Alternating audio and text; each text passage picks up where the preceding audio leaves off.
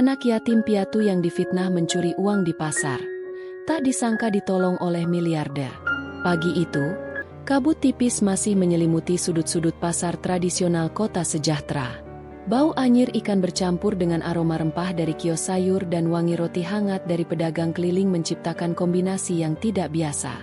Jalan-jalan sempit di antara deretan lapak mulai dipadati oleh langkah-langkah kaki yang tergesa, membawa keranjang belanja, karung, atau hanya tangan kosong penuh harap bisa membawa pulang sesuatu untuk makan hari itu. Di sudut paling belakang pasar, dekat dengan tumpukan karung bekas yang menghitam karena lembab dan debu, seorang anak laki-laki duduk bersandar pada dinding beton yang catnya mengelupas. Usianya belum genap 15 tahun, tubuhnya kurus, rambutnya sedikit berantakan, dan baju yang dikenakannya tampak kedodoran serta penuh tambalan. Namanya Romi. Orang-orang pasar mengenalnya sebagai anak yatim piatu yang selalu siap membantu siapa saja dengan upah seikhlasnya. Romi tidak pernah meminta lebih dari yang diberikan. Ia tak pernah merajuk, apalagi menawar harga jasanya. Jika ada pedagang yang menyuruhnya mengangkut karung bawang dari truk, ia mengangguk. Kalau diminta menyapu lapak atau mengambil air, ia juga bersedia. Tak pernah terdengar keluhan keluar dari mulutnya. Hanya tatapan matanya yang terkadang jauh, seperti menatap ke masa lalu yang menyakitkan atau masa depan yang belum tentu ramah. Setiap pagi, Romi selalu bangun lebih awal daripada siapapun di pasar. Ia menggulung tikar lusuh yang ia jadikan alas tidur, lalu mencuci muka dengan air dari keran umum yang sering macet. Di dekatnya, ada sebuah kardus besar tempat ia menyimpan barang-barang kecilnya. Sehelai selimut tipis, buku catatan dengan beberapa halaman yang mulai robek, dan foto usang kedua orang tuanya yang sudah mulai pudar warnanya. Tidak banyak yang tahu cerita tentang Romi. Mereka hanya tahu bahwa anak itu selalu ada. Ia seperti bagian dari pasar itu sendiri, hadir tanpa diminta, mengisi kekosongan, dan menghilang tanpa jejak jika suasana mulai ramai. Ia tak banyak bicara, lebih banyak mendengar. Pedagang-pedagang yang sibuk kadang hanya melemparkan senyum singkat, atau sekadar isyarat tangan untuk menyuruhnya membantu mengangkat barang. Dan Romi selalu datang. Di balik diamnya, Romi menyimpan ketangguhan. Sejak usia 7 tahun, ia sudah kehilangan segalanya. Rumahnya dijual untuk menutupi utang ayahnya yang menjadi korban penipuan bisnis. Ibunya meninggal tak lama kemudian karena sakit yang tak tertangani. Keluarga jauh enggan mengurusnya, dan akhirnya Romi turun ke jalan. Ia berpindah dari satu sudut kota ke sudut lainnya sebelum akhirnya menetap di pasar kota sejahtera, tempat yang tidak pernah benar-benar nyaman, tapi cukup aman baginya. Hari itu, pasar mulai sibuk. Truk-truk sayur dari daerah pegunungan mulai berdatangan, dan para kuli berteriak mengatur muatan. Romi sudah berada di sisi salah satu truk, membantu Pak Gino menurunkan peti tomat. Pak Gino adalah salah satu dari sedikit pedagang yang benar-benar menghargai Romi.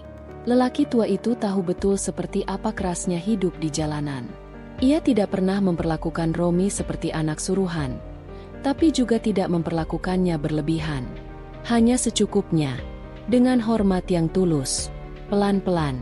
"Mi, itu petinya goyang," kata Pak Gino sambil menopang bagian bawah peti kayu. Romi mengangguk, menggenggam erat sisi peti, dan bersama-sama mereka menurunkan tomat itu dari truk. Setelah semua selesai, Pak Gino memberinya roti sobek dan sekotak susu kotak kecil. "Terima kasih, Pak," ucap Romi pelan. "Kalau kau mau, nanti siang bantu-bantu di lapak. Banyak barang datang dari Subang," balas Pak Gino. Romi hanya tersenyum dan mengangguk. Setelah itu, ia berkeliling pasar, mencari siapa saja yang butuh bantuan. Kadang ia hanya sekadar membantu mendorong gerobak atau memungut sayur-sayuran yang jatuh agar tak terinjak. Ia tidak pernah mengeluh soal upah, tapi diam-diam ia menghitung hasilnya setiap malam. Uang receh ia simpan di celengan kecil dari botol bekas, disembunyikan di bawah tumpukan karung yang hanya ia yang tahu. Meski hidupnya sederhana, Romi punya mimpi. Di sela-sela waktunya, ia membaca buku-buku bekas yang ia dapat dari pedagang loakan. Buku cerita rakyat, komik lama, kadang buku sekolah dasar. Ia menulis hal-hal kecil di buku catatannya, Mulai dari jumlah penghasilannya hari itu hingga mimpi-mimpi yang belum sempat ia ucapkan dengan suara. Ia ingin sekolah. Ia ingin bisa memakai seragam seperti anak-anak lain yang ia lihat di jalanan. Tapi ia tahu, itu masih terlalu jauh. Suatu pagi, Romi duduk di dekat keran umum, mencuci mukanya dan membersihkan kakinya yang penuh debu. Di belakangnya, dua pedagang muda melintas dan bercakap-cakap. Anak itu belum pergi juga dari pasar ya? Heran, kok bisa betah hidup di sini? Padahal cuma numpang. Romi mendengar, tapi tidak menoleh. Ia sudah terbiasa dengan bisik-bisik seperti itu. Kadang dari pengunjung, kadang dari pedagang baru. Tapi ia tahu, sebagian besar orang pasar sebenarnya tidak berniat jahat, hanya terlalu sibuk untuk peduli. Yang membuat Romi tetap bertahan adalah harapan. Setiap malam sebelum tidur, ia memeluk foto orang tuanya dan berbisik, "Aku nggak akan nyerah." Itu kalimat yang ia ulang seperti mantra. Bukan untuk menenangkan diri, tapi untuk mengingatkan bahwa hidup yang keras tidak akan bisa mengalahkan tekad. Di tengah rutinitas itu, Romi tidak pernah menyangka bahwa hidupnya akan segera berubah. Ia tidak tahu bahwa hari-hari biasa yang ia jalani dengan kesabaran dan diam-diam akan membawanya kepada seseorang yang diam-diam juga mengamatinya. Seseorang yang pernah berada di posisi serupa. Seseorang yang kini hidupnya jauh berbeda, namun tidak pernah lupa pada luka lama. Dan seseorang itu bernama Alim. Pagi berikutnya, suasana pasar kota sejahtera masih sama sibuk dan semrawut seperti biasa. Deru motor dan mobil pengangkut barang bercampur dengan teriakan pedagang yang menawarkan dagangan mereka. Namun ada satu hal yang berbeda pagi itu. Romi bangun dengan perasaan tidak nyaman. Bukan karena mimpinya buruk, tetapi karena tatapan sinis dari beberapa pedagang semakin terasa menusuk. Sejak kemarin sore, kabar burung mulai berembus bahwa ada pedagang yang kehilangan uang dalam jumlah cukup besar. Tidak ada yang tahu persis siapa yang menyebarkan desas-desus itu lebih dulu. Tapi dalam hitungan jam, jari-jari telunjuk sudah mulai diarahkan ke satu arah. Romi, katanya duitnya hilang saat anak itu bantuin angkat karung. Bisik seorang pedagang sayur kepada temannya. Ya ampun, masa sih? Tapi memang dia satu-satunya yang deket waktu itu. Balas yang lain, bajunya aja tambalan semua. Siapa tahu dia hilaf. Bisik-bisik itu berkembang seperti api yang menyambar daun kering. Romi, yang semula disapa meski sekadar anggukan kepala, kini mulai dihindari. Beberapa pedagang tak lagi menyuruhnya mengangkut barang. Bahkan anak-anak kecil yang biasa menyapanya dengan ceria kini menjauh sambil digandeng ibunya. Romi sendiri tidak tahu apa yang terjadi. Ia baru sadar ada sesuatu yang tidak biasa saat ia menghampiri Bu Lela, penjual telur yang biasa menyuruhnya membantu menurunkan rak-rak telur dari mobil. "Bu, perlu bantuan turunin rak hari ini?" tanya Romi dengan nada yang sama seperti biasanya. Bu Lela tidak menatapnya. Ia hanya menggeleng pelan sambil membereskan uang kembalian. "Enggak usah, Rom. Udah ada yang bantuin," katanya singkat. Romi melirik ke belakang mobil. Tidak ada siapa-siapa di sana. Tapi ia tak berkata apa-apa. Ia hanya mengangguk, lalu melangkah menjauh, menahan rasa kecewa yang menggumpal di tenggorokan. Sepanjang hari itu, Romi merasa seperti berjalan di dunia yang asing. Tidak ada sapaan ramah, tidak ada permintaan bantuan. Bahkan Pak Gino pun tampak gelisah saat melihatnya, meski tetap memberinya sepotong roti seperti biasa. Romi tahu, Pak Gino mungkin juga mendengar rumor yang beredar, tapi tak ingin langsung menuduh. Sore harinya, saat Romi sedang duduk di dekat tumpukan karung bekasnya, dua orang petugas keamanan pasar menghampirinya. Salah satunya membawa sebuah buku catatan lusuh yang tampak familiar di mata Romi. "Kamu Romi, ya?" tanya salah satu petugas dengan nada tegas. Romi mengangguk perlahan. "Kami mau tanya, ini bukumu?" Petugas itu mengangkat buku catatan milik Romi yang biasa ia simpan di dalam kardus miliknya. Jantung Romi berdebar. "Iya, itu punyaku, kenapa ya, Pak?" Petugas lain maju selangkah. "Di dalam buku ini ada catatan jumlah uang dan beberapa nama pedagang. Ada dugaan kamu mencatat siapa saja yang bisa kamu ambil uangnya." Romi terkejut. "Bukan, Pak. Itu catatan kerja saya. Saya nulis siapa aja yang saya bantu dan berapa yang saya dapat.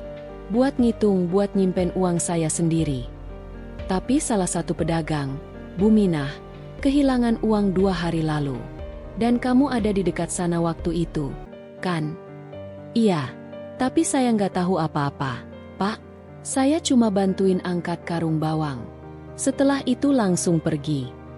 Para petugas tampak saling berpandangan. Salah satunya mencatat sesuatu di buku kecil, lalu berkata, "Kita perlu periksa kardus dan tempat kamu biasa tidur. Sekarang."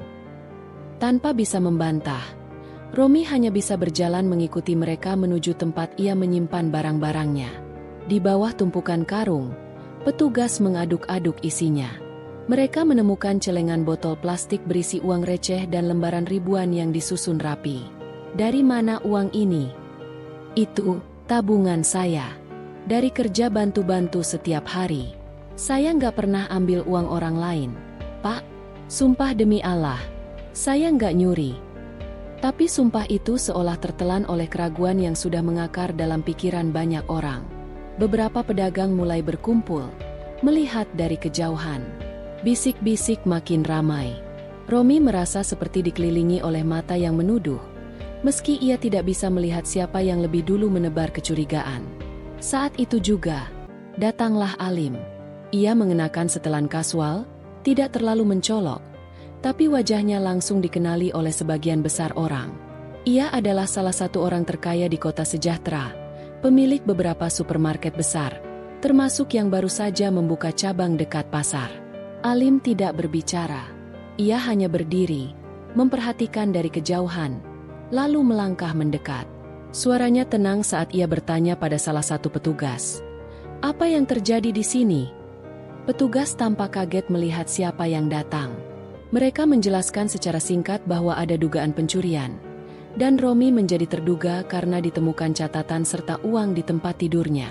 Alim melirik Romi, lalu bertanya, "Namamu Romi?" "Iya, Pak," jawab Romi pelan. Matanya mulai berkaca. "Kamu tahu siapa saya?" "Enggak, Pak. Tapi semua orang kayaknya kenal Bapak." Alim tersenyum tipis. "Saya dulu juga pernah jadi anak pasar. Tidur di gudang, bantuin orang ngangkat karung, disangka maling juga. Tapi yang saya ingat, bukan tuduhannya, tapi siapa yang percaya sama saya saat itu." Semua orang terdiam. Tidak ada suara. Hanya desiran angin yang berhembus lembut menyentuh wajah-wajah yang baru sadar bahwa mereka mungkin sudah salah menilai. Alim menoleh pada petugas. "Kalau kalian mau tahu siapa pencurinya, cek CCTV toko alat tulis di ujung pasar. Toko itu pas menghadap ke lapaknya Bu Minah. Saya tahu karena kemarin saya pas lewat sana, ngelihat toko itu baru pasang kamera." Petugas saling berpandangan.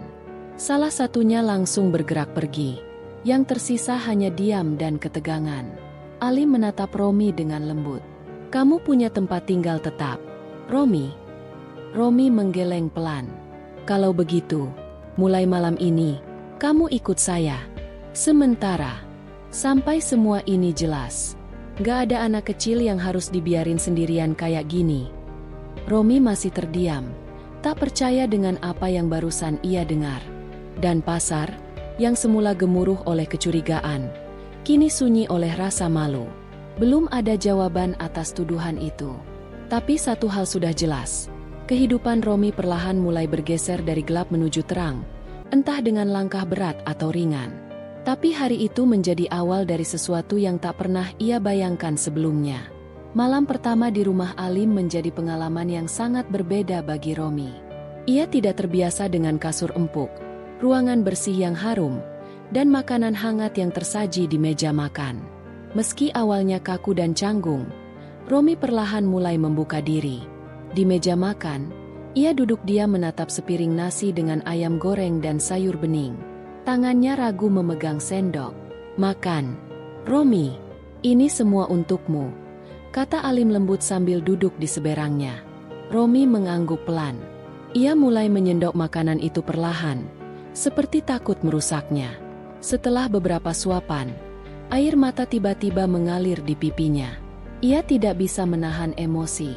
Sudah bertahun-tahun ia tidak merasakan makan dengan tenang, apalagi di meja makan rumah yang nyaman. Saya gak tahu harus gimana bilang makasihnya, Pak, kata Romi sambil menunduk. Kamu gak perlu bilang apa-apa. Yang penting sekarang kamu aman di sini. Dan kita akan cari tahu siapa yang sebenarnya mencuri uang Bu Minah.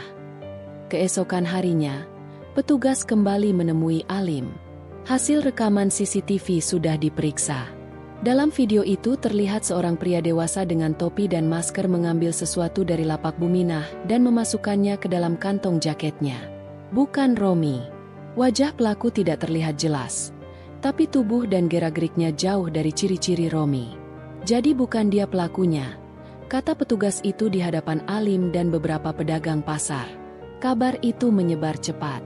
Banyak pedagang yang merasa bersalah, terutama Bu Minah. Ia datang ke rumah Alim membawa sekeranjang buah dan kue. Romi, maafkan ibu. Ya, ibu ikut-ikutan percaya sama kata orang.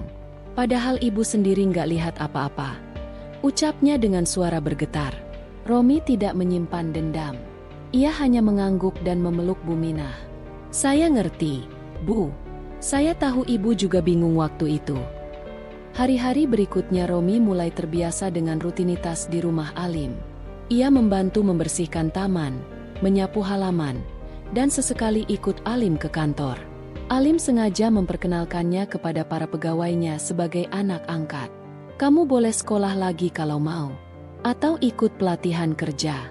Apapun yang kamu mau, kita usahakan, kata Alim suatu pagi sambil menyetir mobil. Romi memandang keluar jendela, merenung. Ia ingat betapa dulu ia ingin sekolah, tapi harus putus karena biaya. Ia pernah menatap anak-anak berseragam dari kejauhan sambil menyapu halaman masjid. Kini kesempatan itu kembali terbuka. Saya pengen sekolah, Pak. Tapi sambil kerja juga. Kalau bisa, biar nggak nyusahin Bapak. Alim tersenyum. Bagus. Kita atur nanti. Saya kenal kepala sekolah yang biasa bantu anak-anak susah. Beberapa hari kemudian, Romi didaftarkan di sekolah menengah pertama swasta yang tidak jauh dari rumah Alim. Kepala sekolah menerima Romi dengan hangat setelah mendengar kisahnya. Ia diberi seragam baru, buku, dan perlengkapan sekolah. Saat pertama kali masuk kelas, banyak teman-temannya yang melihat dengan penasaran. Namun Romi tidak peduli. Ia fokus mendengarkan pelajaran. Waktu berlalu, dan perlahan Romi menunjukkan kemampuannya. Ia cerdas dan cepat memahami pelajaran. Guru-gurunya mulai memperhatikannya dan memberikan pujian.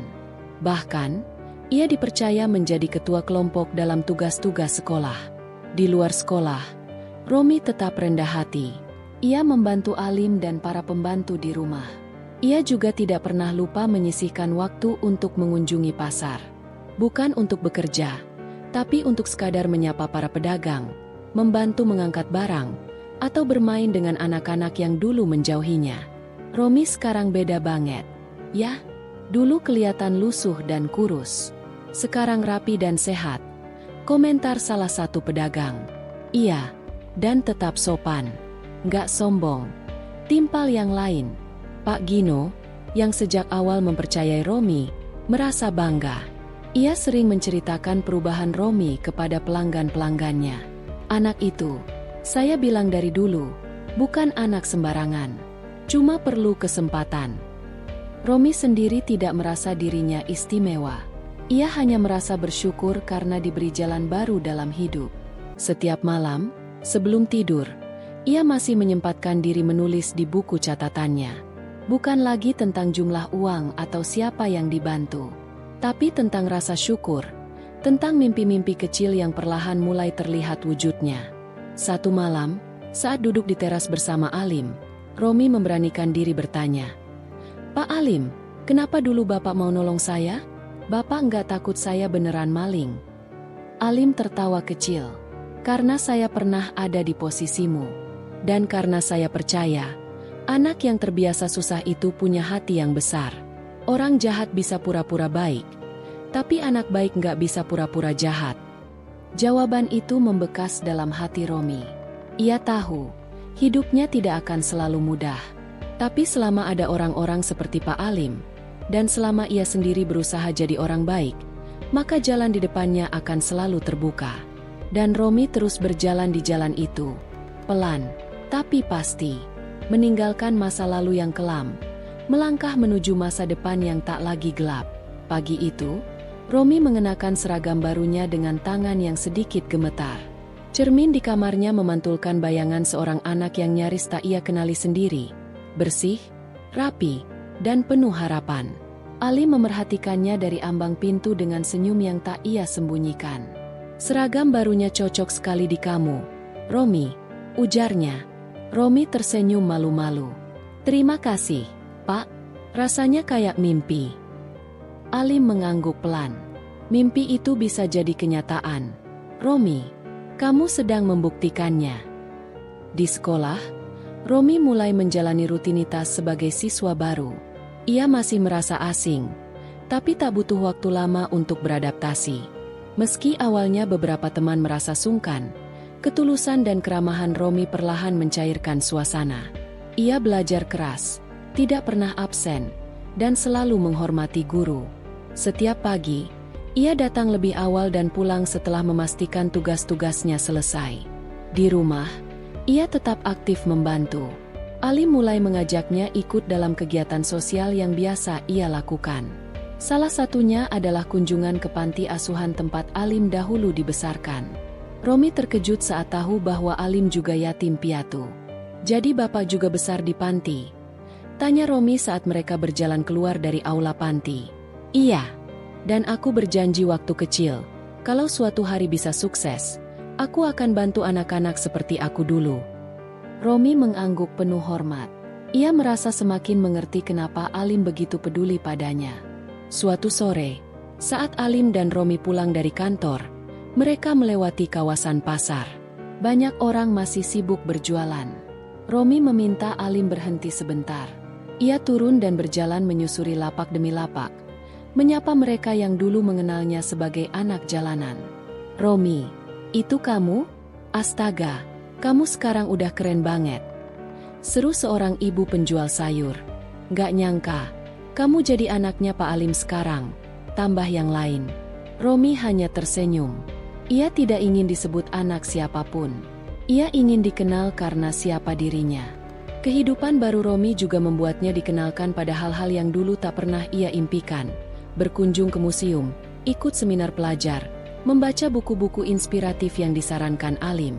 Tapi yang paling ia sukai adalah momen-momen sore ketika ia duduk di perpustakaan kecil rumah Alim, membaca sambil ditemani secangkir teh hangat. Suatu hari, Alim membawa kabar gembira. "Romi, sekolahmu memilih kamu ikut lomba menulis esai tentang masa depan. Hadiahnya beasiswa tambahan." Romi terdiam sejenak. "Saya belum pernah ikut lomba apapun, Pak." "Justru itu. Ini kesempatan pertamamu. Tulis dari hati. Ceritakan apa yang kamu lihat dan harapkan." Beberapa malam kemudian, Romi menulis. Ia menceritakan perjalanannya, dari anak pasar yang dituduh mencuri, hingga kini duduk di kelas bersama anak-anak yang dulu hanya bisa ia pandangi dari kejauhan. Ia tidak berusaha membuat kisahnya dramatis. Ia hanya jujur. Beberapa minggu berlalu. Ketika hasil lomba diumumkan, Romi tidak berharap banyak. Tapi kepala sekolah memanggilnya ke ruang guru. "Romi, tulisanmu terpilih sebagai pemenang pertama. Kamu akan diundang ke acara penghargaan dan membaca tulisanmu di depan umum." Hari itu menjadi salah satu titik balik besar dalam hidup Romi. Di panggung sederhana sebuah aula kota, ia berdiri dengan tangan gemetar, menatap ratusan pasang mata. "Saya bukan anak istimewa. Saya hanya pernah mengalami hidup yang berat. Tapi saya belajar satu hal, kebaikan kecil dari orang yang percaya pada kita bisa mengubah semuanya. Saya ingin jadi seperti orang itu. Saya ingin suatu hari nanti, membantu anak lain yang seperti saya dulu." Tepuk tangan bergemuruh. Di barisan depan, Ali menatap Romi dengan mata yang berkaca-kaca. Ia tahu, anak ini tidak hanya berubah. Romi telah menemukan panggilannya. Sepulang dari acara itu, Romi duduk di mobil sambil memeluk piala kecil yang ia menangkan. "Pak Alim, Apa saya boleh tanya sesuatu lagi? Tentu. Kalau suatu hari saya sukses, apa saya boleh bantu anak-anak lain juga, seperti Bapak? Alim menoleh dengan senyum yang hangat. Itulah harapan terbesar saya, Romi. Dan saya percaya, kamu akan melakukannya lebih baik dari saya. Malam itu, di bawah langit kota yang tenang, Romi merasa lebih mantap menapaki masa depan. Ia tahu, jalan di depannya masih panjang, tapi dengan tekad, syukur, dan bimbingan orang-orang baik, tidak ada yang tak mungkin. Pagi yang cerah menyambut Romi saat ia melangkah keluar dari rumah bersama Alim. Udara segar, sinar matahari yang hangat, dan semangat dalam dada membuatnya merasa seperti dunia sedang berpihak padanya. Hari ini, ia akan mulai magang di kantor milik Alim, sesuatu yang belum pernah ia bayangkan sebelumnya. Romi menatap gedung tinggi di depan matanya dengan rasa kagum yang tak bisa disembunyikan. "Kamu siap, Romi?" tanya Alim sambil menepuk bahunya. Romi mengangguk. "Insya Allah, Pak. Saya akan belajar sebaik mungkin." Alim tersenyum. "Itu yang saya harapkan. Jangan takut bertanya. Semua orang di sini tahu kamu datang untuk belajar." Saat mereka masuk ke kantor, Romi disambut hangat oleh staf yang sudah diberi pengarahan sebelumnya. Tidak ada yang meremehkannya. Semua memperlakukannya sebagai bagian dari tim. Ia dikenalkan pada berbagai divisi dan mulai magang di bagian administrasi. Hari-hari awal Romi di kantor penuh tantangan. Ia belum terbiasa dengan komputer, belum memahami istilah-istilah bisnis, dan seringkali merasa canggung. Tapi semangatnya tidak padam. Ia mencatat setiap hal baru yang ia pelajari dalam buku kecilnya. Setiap malam sebelum tidur, ia mengulang kembali semua catatan itu. Suatu siang, saat istirahat, Romi duduk di kantin bersama beberapa karyawan muda. Mereka mengajaknya berbicara dan perlahan-lahan ia mulai merasa diterima. Mereka terkesan dengan etos kerja dan kerendahan hatinya. "Kamu cepat banget nyambung sama kita, Rom. Padahal baru seminggu di sini," ujar salah satu staf bernama Ardi. "Saya beruntung bisa belajar di sini," jawab Romi tulus. Suatu hari, Ali memanggil Romi ke ruangannya. Di meja kerja, ada tumpukan laporan. "Saya ingin kamu bantu analisis laporan mingguan ini. Kamu bisa mulai dari sini. Kalau bingung, tanya Bu Intan di bagian keuangan." Romi menatap laporan itu dengan ragu. Angka-angka dan tabel membuatnya sedikit pusing. Tapi ia tidak menyerah. Ia pergi ke bagian keuangan dan duduk bersama Bu Intan. Dengan sabar, wanita parubaya itu menjelaskan dasar-dasar pembacaan laporan keuangan. Seminggu kemudian, Romi kembali ke ruang Alim dengan catatan di tangannya. "Saya belum yakin benar, Pak, tapi saya coba membuat ringkasan sederhana dari laporan ini." Ali membaca hasil kerja Romi dengan seksama. Wajahnya menunjukkan kekaguman yang tulus. "Bagus sekali, Romi. Kamu bisa menangkap inti datanya. Ini hasil kerja keras dan kejujuran. Saya bangga." Kata-kata itu menjadi penyemangat besar bagi Romi. Ia semakin bersemangat belajar. Tak hanya soal administrasi dan laporan, ia mulai tertarik pada manajemen, pemasaran, dan bahkan etika kerja. Ia sering mendiskusikan berbagai hal dengan Alim saat perjalanan pulang atau makan malam. Di luar jam kantor, Romi tidak melupakan kegiatan sosialnya. Ia sering menyempatkan diri kembali ke pasar, berbicara dengan pedagang, dan sesekali membantu anak-anak kecil yang hidup di jalanan. Suatu hari, ia mendapati seorang bocah laki-laki menangis di depan warung. "Namamu siapa?" tanya Romi sambil berjongkok di hadapan bocah itu. "Ilham," jawab anak itu pelan. Setelah berbincang, Romi mengetahui bahwa Ilham kehilangan uang yang seharusnya digunakan untuk membeli beras. Romi mengajaknya makan dan memberikan uang secukupnya untuk dibawa pulang. Sejak hari itu, ia sering mencari Ilham di pasar dan menjadi semacam kakak bagi anak itu. Ketika Ali mengetahui hal ini, ia tak bisa menyembunyikan rasa harunya. "Kamu tidak hanya belajar soal bisnis, Romi. Kamu sedang belajar jadi manusia yang utuh." Suatu malam, Ali mengajak Romi berbicara di ruang keluarga. Di sana sudah ada beberapa dokumen. Romi, saya sudah berdiskusi dengan tim legal. Saya ingin menawarkan kamu beasiswa penuh untuk melanjutkan kuliah. Kamu bisa ambil jurusan yang kamu suka. Romi terkejut. Kuliah? Pak? Saya nggak pernah berani membayangkan sejauh itu. Kamu sudah membuktikan diri. Ini bukan hadiah. Ini investasi. Saya yakin, kamu akan menggunakan ilmu itu untuk hal baik. Romi menatap Alim dengan mata berkaca. Ia tidak bisa berkata-kata. Di dalam hatinya, ia berjanji akan memanfaatkan kesempatan itu sebaik-baiknya. Beberapa hari kemudian, Romi mulai mengikuti bimbingan belajar untuk mempersiapkan diri menghadapi tes masuk perguruan tinggi. Setiap pagi ia bekerja, sore hari belajar, dan malamnya mengulang pelajaran. Jadwal yang padat itu tak membuatnya mengeluh. Ia malah merasa setiap waktu begitu berharga. Di kantor, Romi mendapat tugas baru, membuat presentasi singkat tentang proyek sosial perusahaan. Ia diminta menyusun ide tentang bagaimana perusahaan bisa berkontribusi untuk masyarakat sekitar. Romi mengangkat tema pemberdayaan anak jalanan, berdasarkan pengalaman pribadinya. Presentasinya menyentuh hati banyak orang di kantor. Beberapa minggu kemudian, Alim memanggil Romi ke ruang rapat. Di sana sudah ada beberapa orang dari tim CSR, Corporate Social Responsibility. Romi, ide kamu tentang program sosial anak jalanan akan kita realisasikan. Dan kamu akan jadi koordinatornya. Romi terdiam. Ia merasa tak percaya. Tapi melihat senyum dan kepercayaan di wajah orang-orang di ruangan itu, ia tahu ini bukan mimpi. Hari-hari Romi semakin penuh warna. Ia belajar, bekerja, dan memberi. Ia menulis jurnal harian untuk mencatat proses hidupnya. Dalam salah satu tulisannya, ia menulis, "Hidup saya dulu gelap, tapi satu cahaya kecil datang dari seseorang yang percaya. Sekarang saya ingin jadi cahaya kecil itu bagi orang lain." Di akhir bulan, Ali mengajak Romi makan malam di sebuah restoran sederhana tapi nyaman. Di meja itu, mereka bicara tentang masa depan, rencana-rencana, dan harapan. "Kamu sudah seperti anak saya sendiri, Romi," kata Alim lirih. "Saya merasa begitu juga, Pak. Saya nggak tahu bisa membalas semua ini bagaimana. Cukup jadi orang baik. Itu saja." Malam itu, Romi pulang dengan hati yang penuh.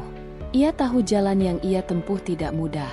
Tapi dengan keyakinan dan bimbingan, ia percaya dirinya bisa sampai di tempat yang tak pernah ia bayangkan sebelumnya. Dan semua ini baru permulaan. Pagi itu Romi berangkat lebih awal dari biasanya. Ia mengenakan kemeja biru muda dan celana panjang hitam yang baru diberikan Alim beberapa hari lalu. Di tangan kirinya, ia membawa map berisi catatan presentasi dan draft proposal program sosial yang sedang ia rancang. Hari ini, ia dijadwalkan untuk mengikuti rapat mingguan CSR dan memberikan update perkembangan ide pemberdayaan anak jalanan. Ketika tiba di kantor, suasana masih tenang. Hanya beberapa staf yang sudah datang. Romi menuju ruang rapat untuk mempersiapkan segala sesuatunya. Ia memeriksa kembali slide presentasinya, memastikan tidak ada yang terlewat. Tak lama kemudian, satu persatu anggota tim CSR mulai berdatangan, termasuk Bu Intan yang hari itu ditunjuk sebagai moderator. Setelah pembukaan singkat, giliran Romi untuk mempresentasikan. Ia berdiri dengan tenang, walau jantungnya berdegup kencang. Ia membuka presentasi dengan menceritakan kisah Ilham, bocah kecil yang ia temui di pasar. Kemudian, ia menjelaskan ide-idenya, program pelatihan keterampilan dasar, kelas belajar sore, serta kerjasama dengan pedagang pasar untuk membuka lapangan kerja informal bagi anak-anak yang tidak sekolah. Presentasinya tidak hanya mendapat tepuk tangan, tapi juga diskusi hangat dari peserta rapat. Beberapa memberikan masukan agar program ini disinergikan dengan dinas sosial dan organisasi masyarakat. Romi mencatat semuanya dengan seksama. "Kita tidak hanya butuh program yang bagus, tapi juga komitmen pelaksana," kata Pak Damar, salah satu petinggi perusahaan. "Dan saya lihat itu ada di kamu, Romi." Setelah rapat selesai, Romi dipanggil Alim ke ruangannya. Di sana, Alim duduk dengan wajah tenang, tapi penuh makna. Kamu sudah melangkah lebih jauh dari yang saya duga. Saya bangga. Tapi ingat, langkah selanjutnya akan lebih menantang. Kamu siap? Insya Allah, Pak. Saya akan terus belajar. Alim mengangguk. Bagus. Sekarang saya ingin kamu ikut dalam pertemuan dengan Yayasan Sosial minggu depan. Di sana kita akan bicarakan potensi kerja sama jangka panjang. Hari-hari berikutnya dilalui Romi dengan lebih sibuk dari biasanya. Ia harus mempersiapkan dokumen, melakukan kunjungan lapangan, dan merancang anggaran kegiatan. Tapi di sela-sela itu, ia masih menyempatkan diri mengunjungi pasar, menyapa Ilham dan beberapa anak jalanan lainnya. Suatu sore, ketika Romi sedang duduk di pinggir trotoar bersama Ilham, seorang wanita setengah baya menghampirinya. Wajahnya letih, rambutnya berantakan, tapi sorot matanya penuh harap. Mas, namanya Romi, ya? Ilham sering cerita tentang Mas Romi. Saya ibunya. Romi berdiri, kaget sekaligus senang. Mereka lalu duduk dan berbincang panjang. Ibu Ilham, Bu Rini, bercerita bagaimana ia kehilangan pekerjaan dan harus menghidupi 2 anak dengan berjualan keliling. Kehidupan berat membuat Ilham sering turun ke jalan. Saya bukan ibu yang baik, Mas. Tapi saya ingin berubah. Romi menggenggam tangan Bu Rini. Tidak ada kata terlambat. Bu, kita akan mulai pelan-pelan. Saya akan bantu sebisanya. Pertemuan itu membuat Romi semakin yakin bahwa program sosial yang ia rancang bukan hanya ide, tapi kebutuhan nyata. Ia mencatat nama-nama anak lain yang ia temui dan mencoba mencari tahu latar belakang mereka. Dalam jurnalnya, ia menulis, 1 wajah, 1 cerita, 1 perjuangan. Mereka bukan hanya statistik, mereka adalah masa depan yang belum diberi kesempatan. Beberapa hari kemudian, Romi dan Ali menghadiri pertemuan dengan pihak Yayasan Sosial. Rapat itu berlangsung intens, dihadiri oleh banyak pihak, termasuk dinas terkait. Romi diminta menjelaskan program yang sedang dirancang. Ia berbicara dengan penuh keyakinan, membagikan data dan pengalamannya. Salah satu anggota yayasan, seorang pria tua dengan rambut putih tebal, berkata, "Kamu mengingatkan saya pada masa muda saya dulu. Tapi kamu punya sesuatu yang lebih. Ketulusan." Kerja sama pun disepakati. Pihak yayasan akan menyediakan tenaga pengajar dan fasilitas belajar, sementara perusahaan akan mendanai serta mengelola manajemen program. Kepulangan Romi dari pertemuan itu disambut senyum hangat dari staf kantor. Ia tidak lagi dipandang sebagai anak magang, tapi sebagai seseorang yang membawa misi. Ia juga mulai mendapat undangan untuk berbicara di forum-forum kecil tentang pengalaman hidupnya. Di sela-sela kesibukannya, Romi tetap belajar untuk tes masuk universitas. Ia mulai mengikuti bimbel secara daring dan mendapat mentor pribadi yang disediakan Alim. Ia memilih jurusan sosiologi karena merasa ingin memahami lebih dalam tentang masyarakat dan perubahan sosial. Suatu malam, ia duduk di balkon rumah Alim, memandangi langit yang penuh bintang. Ia menuliskan 1 kalimat dalam jurnalnya. "Dulu, saya hanya ingin tidak kelaparan. Sekarang, saya ingin membantu orang lain tidak kehilangan harapan." Tak lama kemudian, Romi menerima kabar bahwa ia lolos seleksi tahap awal masuk universitas. Ali merayakannya kecil-kecilan bersama staf kantor. Tapi bagi Romi, itu bukan puncak, melainkan pijakan baru untuk naik ke tangga berikutnya. Sementara itu, program pemberdayaan anak jalanan mulai berjalan. Ilham dan anak-anak lainnya mulai rutin datang ke kelas sore. Beberapa ibu diberdayakan untuk ikut membuat makanan sehat untuk anak-anak. Pasar pun menjadi lebih hidup, karena kini bukan hanya tempat jual beli, tapi juga tempat tumbuh harapan baru. Romi yang dulu difitnah mencuri, kini menjadi jembatan bagi banyak orang untuk mendapatkan kesempatan. Dan meski semua ini berjalan pelan, ia tahu satu hal, hidupnya kini punya arah yang jelas. Dan itu semua berawal dari kepercayaan satu orang bernama Alim. Matahari pagi menyapu pelataran kantor dengan hangatnya ketika Romi melangkah masuk sambil membawa map berisi rancangan program sosial yang tengah ia susun. Semalam ia tidak tidur banyak, menyempurnakan setiap poin agar bisa menyentuh hati para pemimpin divisi. Meski kelelahan masih menyisa di sudut matanya, semangat yang membuncah mengalahkan segalanya. Hari ini, ia akan mempresentasikan perkembangan awal program pemberdayaan anak jalanan di hadapan jajaran pimpinan dan alim sendiri. Saat tiba di ruang rapat, beberapa manajer sudah duduk dengan laptop terbuka. Romi menyapa mereka satu persatu dengan senyum ramah dan ucapan sopan. Ia tidak lagi merasa canggung seperti dulu. Perlahan tapi pasti, ia tumbuh menjadi sosok yang disegani, bukan karena jabatan atau usia, tapi karena dedikasi dan ketulusannya. Presentasinya dimulai dengan tayangan singkat berisi dokumentasi lapangan yang ia ambil sendiri. Wajah-wajah anak jalanan yang polos, kegiatan sederhana mereka di pasar, dan momen kecil saat Romi duduk membaca buku bersama mereka di peran toko, semua ditampilkan dengan narasi jujur dan menyentuh. Ruangan menjadi hening. Beberapa hadirin bahkan tampak terdiam lebih lama dari biasanya. Program ini bukan sekadar pemberian bantuan, tapi proses menciptakan martabat.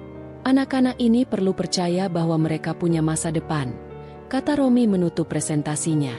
Alim mengangguk pelan. Romi, apa kamu siap memimpin langsung pelaksanaannya? Tanpa ragu, Romi menjawab. Insya Allah, saya siap. Tapi saya tidak bisa sendiri. Saya ingin melibatkan teman-teman di kantor dan komunitas lokal. Ini harus jadi gerakan bersama. Usulan itu disambut antusias. Tak butuh waktu lama, Ali memberikan lampu hijau untuk memulai tahap uji coba di 2 lokasi pasar besar. Romi mulai menyusun tim kecil, terdiri dari sukarelawan dari internal perusahaan dan beberapa relawan luar yang memiliki pengalaman sosial. Hari-hari berikutnya berjalan sangat dinamis. Romi bolak-balik dari kantor ke lapangan, mengatur logistik, membuat jadwal, dan berdiskusi dengan tokoh-tokoh masyarakat setempat. Ia belajar bahwa niat baik saja tidak cukup. Koordinasi, komunikasi, dan kesabaran menjadi senjata utama. Di tengah kesibukannya, Romi tetap menjaga hubungan baik dengan Ilham dan anak-anak lain yang dulu sering ia temui di pasar. Mereka menjadi cerminan nyata bahwa program ini bukan konsep di atas kertas. Ia bahkan mengajak Ilham datang ke salah satu sesi pelatihan keterampilan dasar yang mereka adakan di balai warga. Ilham terlihat gugup di awal, tapi semangatnya tumbuh setelah bertemu anak-anak lain yang senasib. Suatu sore, saat evaluasi mingguan di kantor, salah satu anggota tim, Ratna, mengangkat isu penting. Romi, beberapa warga pasar menolak kehadiran program ini karena mereka curiga ini hanya proyek pencitraan. Ada juga yang menganggap kita akan membawa anak-anak ini pergi dari lingkungan mereka. Romi terdiam sesaat. Ia mengerti bahwa ketakutan dan ketidakpercayaan bukan musuh, melainkan ujian kepercayaan. Malam itu, ia duduk lama di depan layar laptopnya, menulis surat terbuka untuk para pedagang dan warga pasar, menjelaskan tujuan program dengan bahasa yang jujur dan hangat. Keesokan harinya, surat itu ditempel di papan pengumuman pasar dan disebarkan melalui grup WhatsApp komunitas. Responsnya perlahan berubah. Beberapa tokoh mulai mengundangnya bicara dalam pertemuan RT. Bahkan seorang ibu pemilik warung memutuskan menyumbangkan makanan untuk pelatihan anak-anak. Program semakin berkembang. Romi tidak hanya mengatur pelatihan membaca dan menulis, tapi juga menghadirkan pelatihan kerajinan tangan, pertunjukan seni sederhana, dan sesi konseling. Ia menggandeng mahasiswa dari universitas setempat untuk ikut terlibat sebagai mentor. Namun di balik semua keberhasilan itu, tekanan fisik dan mental mulai terasa. Jadwal padat, tanggung jawab berat, dan ekspektasi tinggi membuat Romi sesekali merasa kewalahan. Suatu malam, ia tertidur di ruang kerjanya, di antara berkas laporan dan papan strategi. Alim yang datang ke kantor pagi-pagi buta menemukan Romi masih tertidur di kursi. Ia tidak membangunkannya, hanya duduk di seberang, mengamati anak muda itu dengan bangga dan juga khawatir. Setelah Romi terbangun dengan kaget, Alim hanya berkata, "Kamu boleh lelah, Romi, tapi jangan sampai lupa istirahat. Orang baik juga butuh waktu untuk mengisi ulang hati dan tenaganya." Kata-kata itu menenangkan. Romi mulai membagi tugas lebih bijak. Ia mempercayakan sebagian peran kepada rekan-rekannya, belajar melepaskan kontrol dan mengutamakan keberlanjutan program. Di tengah fase tersebut, sebuah surat undangan dari Lembaga Sosial Nasional datang ke kantor. Mereka mendengar tentang program yang dipimpin Romi dan ingin mengundangnya menjadi pembicara dalam forum nasional tentang pemberdayaan anak marginal. Ali menyerahkan surat itu kepada Romi dengan senyum bangga. "Kamu sudah menyalakan cahaya, Romi. Sekarang saatnya membawanya ke tempat yang lebih luas." Romi menatap undangan itu dengan campuran rasa haru dan gugup. Ia tidak pernah membayangkan bahwa langkah kecilnya di pasar bisa bergema sejauh ini. Tapi ia tahu, setiap langkah akan berarti jika diniatkan untuk kebaikan. Dan perjuangan ini masih panjang. Tapi kini ia tidak sendiri. Ia bersama orang-orang yang percaya. Dan itu cukup untuk melangkah lebih jauh lagi. Pagi itu, udara terasa lebih dingin dari biasanya. Awan menggantung berat di langit, seolah ikut menyimpan beban pikiran Romi yang terus berputar sejak malam sebelumnya. Meski demikian, ia tetap bangun lebih awal dari biasanya. Hari ini adalah hari penting. Ia akan memimpin rapat perdana sebagai koordinator program sosial anak jalanan. Meski statusnya belum resmi menjadi karyawan tetap, Ali memberikan kepercayaan penuh padanya untuk menjalankan program itu. Dan itu bukan sekadar tanggung jawab. Bagi Romi, ini adalah bentuk pengabdian. Ia mengenakan kemeja putih bersih dan celana kain biru gelap. Wajahnya tampak lebih dewasa dari biasanya. Di meja makan, ia sudah disambut oleh Alim yang sedang membaca koran sambil menikmati kopi. "Pagi, Romi. Siap untuk hari besar?" Sapa Alim tanpa menurunkan korannya. "Insya Allah, Pak. Saya sudah menyiapkan semua materi presentasi dan data pendukungnya. Semalam saya juga sempat revisi slide sesuai saran dari Bu Intan." Ali menurunkan korannya dan menatap Romi. "Kamu tahu kenapa saya percaya kamu bisa pimpin ini semua? Karena kamu tahu rasanya menjadi mereka. Dan kamu punya hati yang tidak banyak dimiliki orang lain." Romi tersenyum kecil. Ia mencoba menenangkan kegugupan di dadanya. Pujian dari Ali memang selalu bisa jadi bahan bakar. Tapi hari ini, yang lebih dia butuhkan adalah keberanian. Setibanya di kantor, Romi langsung menuju ruang rapat yang sudah dipersiapkan. Tim dari berbagai divisi mulai berdatangan. CSR, keuangan, pemasaran, dan juga perwakilan dari mitra lembaga sosial yang akan terlibat. Beberapa dari mereka tampak penasaran.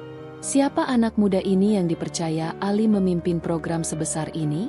Romi membuka rapat dengan salam hangat, memperkenalkan diri singkat, lalu mulai memaparkan rencana program bertajuk "Langkah Kecil, Harapan Besar".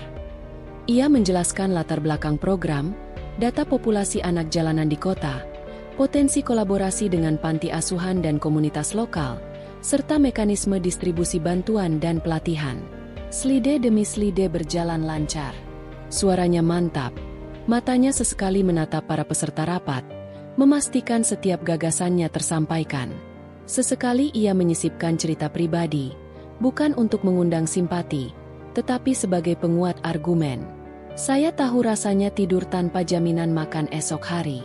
Saya tahu rasanya dipandang rendah hanya karena kita tidak punya siapa-siapa.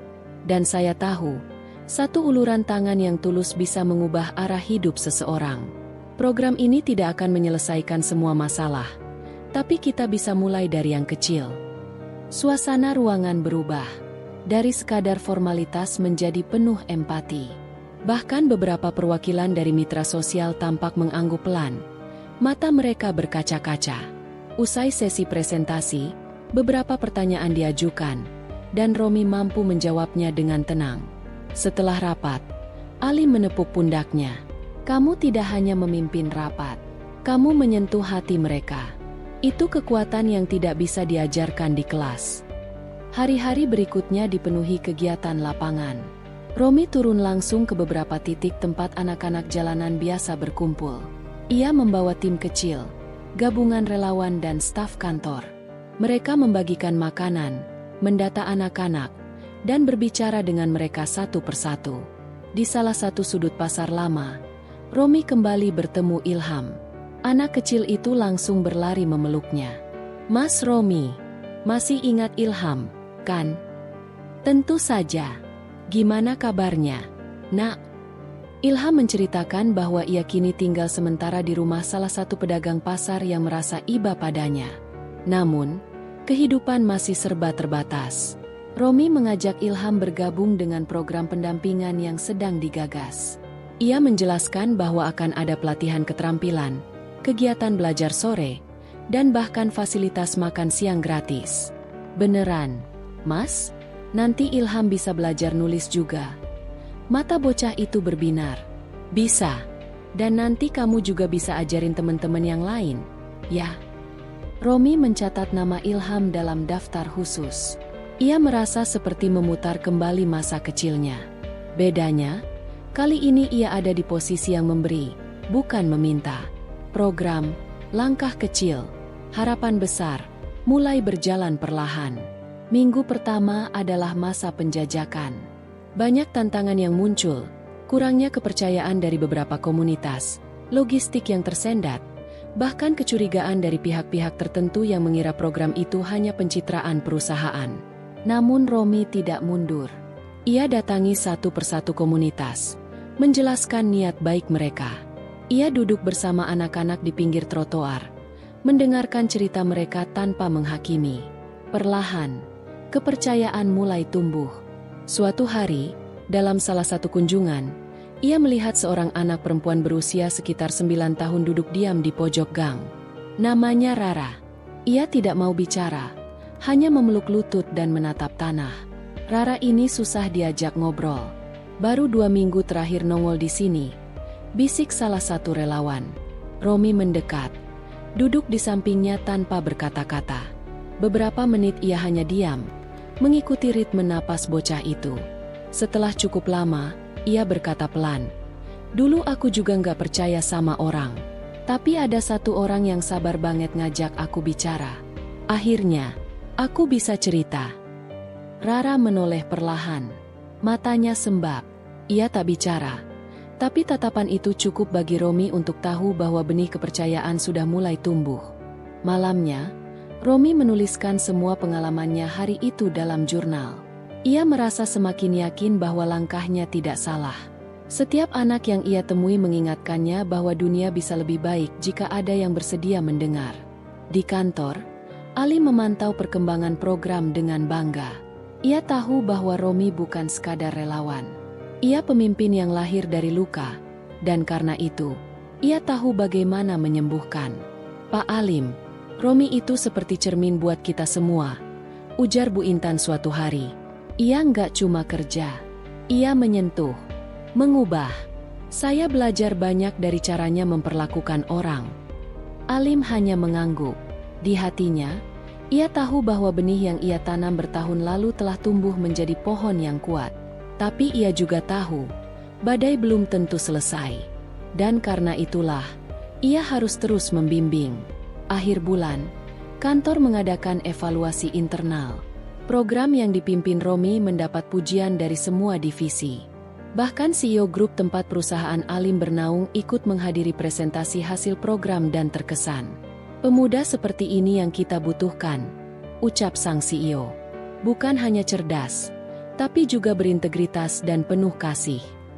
Malam harinya, di beranda rumah, Romi dan Alim duduk berdampingan menatap bintang. Hening cukup lama, hingga akhirnya Alim berkata, "Kamu sudah melangkah jauh, Romi. Tapi jangan lupa akar kamu. Karena dari sanalah kekuatan kamu berasal." Romi mengangguk, matanya menatap langit. Dalam diam, ia berdoa agar diberi kekuatan untuk terus melangkah. Bukan demi dirinya sendiri, tapi demi semua anak yang pernah merasakan sunyi dan lapar seperti yang pernah ia rasakan. Dan dalam hembusan angin malam itu, dunia seolah mengangguk menyetujui. Setelah malam yang panjang dan penuh harapan itu, hari-hari Romi kembali dipenuhi dengan semangat yang tak pernah padam. Ia bangun setiap pagi sebelum matahari terbit, menyeduh segelas teh hangat, dan menyempatkan diri membaca satu halaman dari buku motivasi yang diberikan Alim. Buku itu bukan sembarang buku, melainkan kumpulan kisah nyata tentang perjuangan hidup dan keberhasilan yang diraih dengan kejujuran, kerja keras, dan kesabaran. Di kantor, Romi sudah tidak lagi hanya dianggap sebagai anak magang. Ia mulai diberi tanggung jawab sebagai asisten proyek di divisi pengembangan sosial.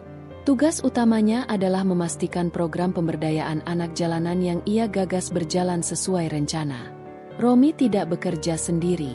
Ia membentuk tim kecil yang terdiri dari karyawan muda, para relawan dari luar kantor, dan bahkan beberapa mantan anak jalanan yang kini sudah mulai mendapatkan pelatihan dasar. Suatu pagi, Romi dan timnya mengadakan pertemuan pertama di ruang serbaguna kantor. Ia menuliskan tujuan program di papan tulis, memberdayakan, mendampingi, mengangkat derajat.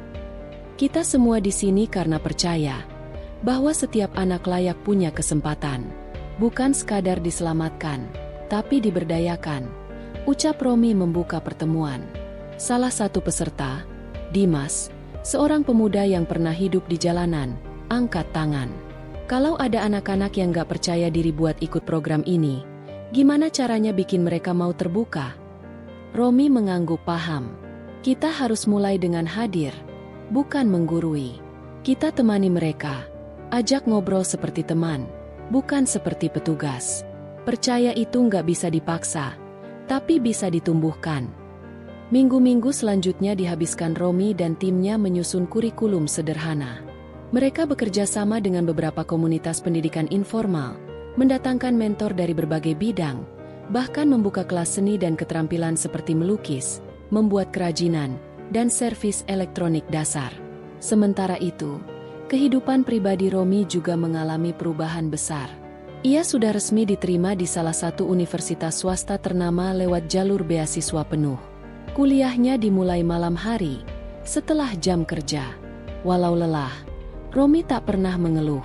Ia justru semakin tertantang. Capek sih, Pak, katanya suatu hari pada Alim sambil tertawa kecil. Tapi hati saya senang. Rasanya kayak hidup ini punya arah. Alim menepuk pundaknya. Bangga. Semangatmu luar biasa. Romi, itu yang akan terus membimbing kamu melangkah. Pada bulan ketiga program sosial itu berjalan, Romi menghadapi tantangan pertamanya. Salah satu anak binaan, Fikri, tiba-tiba menghilang dari tempat pelatihan. Tim panik. Fikri adalah anak yang sangat berbakat dalam menggambar dan sudah menunjukkan kemajuan pesat. Romi merasa cemas dan bertanya-tanya apakah pendekatan mereka selama ini kurang tepat. Tanpa membuang waktu, ia bersama Dimas dan dua relawan lainnya pergi menyusuri sudut-sudut pasar malam, tempat Fikri biasa mangkal sebelum ikut program. Di sana, mereka bertanya kepada pedagang, tukang parkir, hingga anak-anak jalanan lain. Setelah 2 jam mencari, mereka menemukan Fikri sedang duduk sendiri di belakang kios kosong, menunduk, dan tampak sedih. Romi mendekat, duduk di sampingnya tanpa berkata-kata. Beberapa menit berlalu dalam keheningan. Saya nggak pantas ikut program itu, Bang. Saya bukan anak baik, ujar Fikri akhirnya. Suaranya bergetar. Kamu manusia, FIK. Kita semua pernah merasa buruk. Tapi bukan itu yang bikin kamu nggak pantas. Justru dengan ikut program ini, kamu lagi buktiin kalau kamu mau berubah, jawab Romi pelan. Fikri menangis. Pelan-pelan ia mengisahkan bahwa malam sebelumnya, ia bertemu dengan seorang teman lama yang membujuknya kembali mengamen dan sempat mencuri makanan dari warung. Saya nyesel, tapi malu, Bang. Saya takut Bang Romi kecewa. Saya lebih kecewa kalau kamu menyerah, ujar Romi sambil memeluknya. Ayo pulang, kita mulai lagi dari awal. Nggak apa-apa, yang penting kamu nggak berhenti. Keesokan harinya, Fikri kembali ke kelas. Para mentor menyambutnya hangat. Tidak ada yang menghakimi. Justru teman-temannya semakin menunjukkan solidaritas. Romi menggunakannya sebagai momen pembelajaran bagi semua anak binaan, bahwa proses perubahan tidak selalu mulus, dan setiap orang berhak diberi kesempatan kedua. Sukses menangani krisis itu membuat posisi Romi di mata Alim dan seluruh jajaran manajemen semakin dihargai. Beberapa media lokal mulai meliput program yang ia koordinatori. Bahkan, salah satu stasiun televisi nasional mengundangnya untuk diwawancarai dalam segmen Inspirasi Muda. Namun, Romi tetap membumi. Setiap malam, setelah pulang kuliah, ia tetap menyempatkan diri mengecek laporan kegiatan dan menulis jurnal pribadi. Ia menolak beberapa tawaran endorse atau kerjasama promosi, dengan alasan ia ingin fokus pada tujuan awal programnya. Kalau niat kita mulai tergeser, hasilnya juga ikut berubah.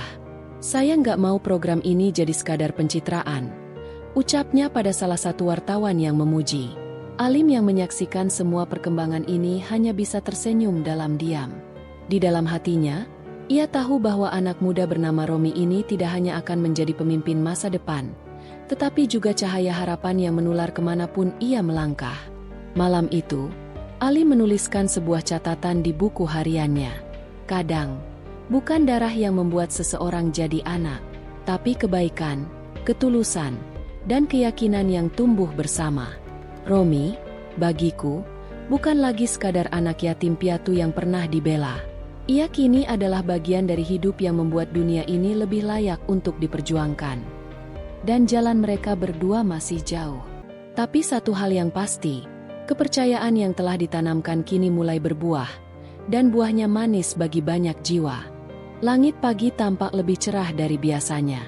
Cahaya mentari menyusup lewat jendela kamar Romi, membelai wajahnya yang tampak tenang dan bersyukur.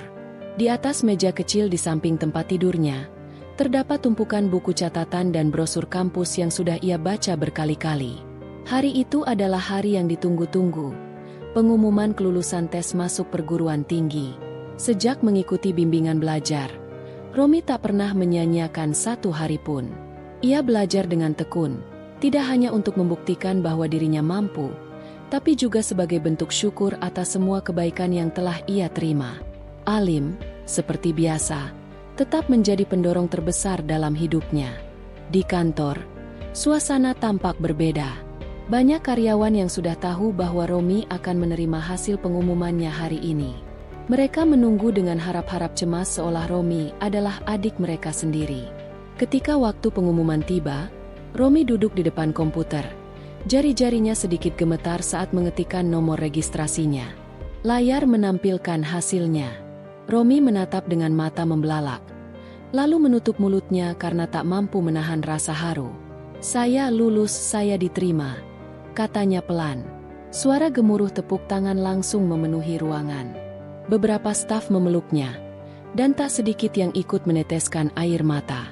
Alim yang datang dari ruangannya tersenyum lebar sambil membuka tangan. "Selamat, anak muda. Aku tahu kamu bisa." Hari itu menjadi salah satu hari paling membahagiakan dalam hidup Romi. Bukan hanya karena ia berhasil masuk universitas impiannya, tapi juga karena ia merasa diterima dan dihargai. Beberapa bulan kemudian, Romi resmi menjadi mahasiswa. Ia mengambil jurusan manajemen sosial, sesuai dengan panggilan hatinya. Alim tetap menjadi pembimbing sekaligus orang tua baginya. Setiap pagi Romi bekerja setengah hari di kantor, dan siangnya berkuliah. Rutinitas itu membuatnya lebih disiplin dan matang. Program pemberdayaan anak jalanan yang dulu ia gagas kini telah menjadi program resmi perusahaan. Beberapa anak seperti Ilham, yang dulu hanya berkeliaran di pasar, kini sudah mengikuti pelatihan keterampilan dan bahkan ada yang kembali bersekolah. Romi menjadi figur panutan bagi mereka. Ia tidak hanya hadir sebagai koordinator program, tetapi juga sebagai kakak, sahabat, dan motivator. Suatu sore, Romi pulang lebih cepat dari biasanya. Di halaman rumah, ia melihat Ilham sedang membaca buku di bawah pohon mangga. Anak itu kini sudah jauh lebih rapi, bersih, dan penuh semangat. Romi tersenyum sambil duduk di sampingnya. "Lagi baca apa, Ham?" "Buku cerita, Kak. Aku pengen bisa bikin buku kayak Kak Romi nanti." Romi menepuk pelan kepala Ilham. "Kamu pasti bisa. Asal terus belajar dan semangat." Beberapa minggu kemudian, Romi diundang menjadi pembicara dalam seminar kampus bertema Perubahan Sosial oleh Generasi Muda. Ia berdiri di atas panggung dengan percaya diri, menceritakan perjalanan hidupnya tanpa melebih-lebihkan. Ceritanya membuat banyak mahasiswa terinspirasi. Beberapa bahkan menghampirinya setelah acara untuk berdiskusi. Di akhir acara, seorang dosen menghampiri Romi. "Kamu punya potensi besar dalam bidang sosial. Saya ingin kamu ikut program pertukaran mahasiswa ke luar negeri tahun depan. Romi terkejut. Kesempatan itu terdengar seperti mimpi. Tapi ia mengangguk perlahan. Terima kasih, Bu. Saya akan berusaha memenuhi syaratnya. Di rumah, ia menceritakan semua itu pada Alim. Pria tua itu hanya tertawa pelan. Saya sudah tahu kamu akan sampai ke titik ini. Dan saya yakin itu belum puncaknya. Hari-hari terus bergulir. Romi menjalani kehidupan yang sibuk tapi penuh makna. Ia tak hanya mengejar ilmu, tetapi juga menyebarkan manfaat. Ia menjadi bukti nyata bahwa satu langkah kebaikan bisa melahirkan banyak perubahan. Pada ulang tahunnya yang ke-21, Ali mengadakan acara kecil di rumahnya. Banyak teman kantor, anak-anak dari program sosial, bahkan dosen-dosen dari kampus hadir. Di tengah acara, Alim berdiri dan mengangkat gelas. Hari ini kita merayakan bukan hanya ulang tahun Romi, tapi juga lahirnya seorang pemimpin masa depan. Seorang anak yatim yang pernah hidup dalam keterbatasan, tapi kini menjadi cahaya bagi banyak orang. Semua orang berdiri dan memberikan tepuk tangan. Romi menunduk, air mata mengalir di pipinya. Tapi kali ini, itu adalah air mata bahagia. Di malam hari, setelah semua tamu pulang, Romi duduk di halaman belakang sambil memandang langit yang penuh bintang. Alim duduk di sampingnya sambil menyeduh teh hangat. Pak, hidup saya berubah karena kebaikan kecil yang Bapak lakukan dulu. Kalau boleh jujur, saya masih sering takut tidak bisa membalasnya. Alim tersenyum. Romi, kamu sudah membalasnya lebih dari cukup. Kebaikan itu harus mengalir, bukan dibalas. Kamu teruskan saja mengalirkan kebaikan itu ke orang lain. Romi mengangguk pelan. Di dalam hatinya, ia tahu bahwa ini bukan akhir dari cerita. Perjalanannya masih panjang, tapi kini ia melangkah dengan keyakinan, cinta, dan rasa syukur yang tak terbatas. Hidupnya yang dulu suram kini telah berubah menjadi terang. Dan semua itu berawal dari satu senyum, satu bantuan, satu keyakinan bahwa setiap anak, sekalipun yatim dan miskin, berhak memiliki masa depan yang gemilang. Akhir yang bahagia bukan berarti perjalanan selesai. Justru itu adalah awal dari banyak kebaikan yang akan terus ia tularkan selama ia hidup dan bernapas. Dan Romi, anak yatim yang dulu nyaris tak punya apa-apa, kini tumbuh menjadi cahaya bagi dunia di sekitarnya.